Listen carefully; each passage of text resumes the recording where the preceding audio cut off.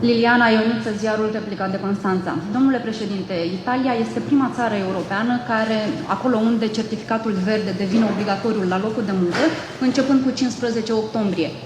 Considerați că o astfel de măsură este necesară și la noi, măcar pentru medici și profesori, având în vedere că, iată, avem și peste 300 de morți pe zi, iar dacă acest ritm se menține, ajungem la circa 10.000 de morți pe lună, ca și cum am fi în război? Este o măsură care se discută și la noi. Știți bine că am avut această discuție.